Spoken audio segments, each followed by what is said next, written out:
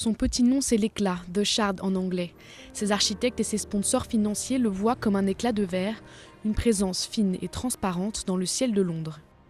Dessiné par Renzo Piano, ce gratte-ciel se dressera à plus de 310 mètres de haut sur les berges de la Tamise et deviendra ainsi le plus haut d'Europe de l'Ouest. Mais pour certains, l'association du verre et de l'acier ne s'intègre pas dans les rues londoniennes traditionnelles. Le Londres que j'ai connu était exceptionnellement beau par rapport à ce que nous avons maintenant. Si vous grimpez sur les hauteurs, Hampstead Heath ou Primrose Hill par exemple, la vue que vous avez sur la ville est extraordinaire. Mais on a abîmé l'horizon avec ces tours isolées. Approchez-vous d'elles, mettez-vous à leurs pieds et levez les yeux. Vous réaliserez qu'elles sont comme des ovnis dans un environnement qui ne compte le plus souvent que 5, 6 ou 7 étages de hauteur.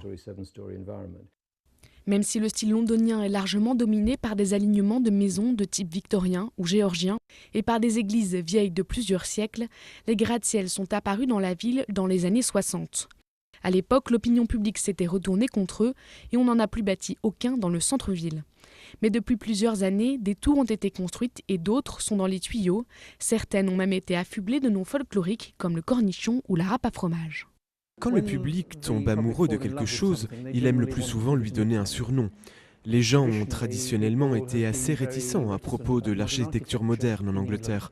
Et pourtant aujourd'hui, nous avons déjà un immeuble qui s'appelle le Talkie Walkie, un autre la conserve de jambon et un toboggan que les constructeurs préfèrent appeler le Pinacle. Tout cela montre que le public s'intéresse à ce type d'architecture.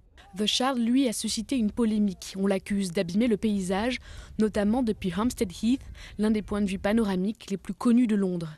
L'éclat y sera visible juste derrière la cathédrale Saint-Paul, symbole de la ville et autrefois bâtiment londonien le plus haut.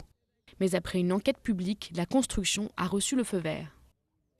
Je pense que c'est une bonne chose. Cela veut dire que nous aurons toujours un horizon dynamique à regarder.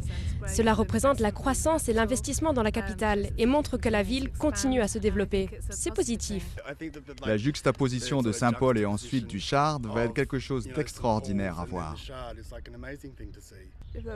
S'il y avait trop de gratte-ciel, ça ferait comme des barreaux qui enferment la ville. Ce serait désagréable et pas très attirant.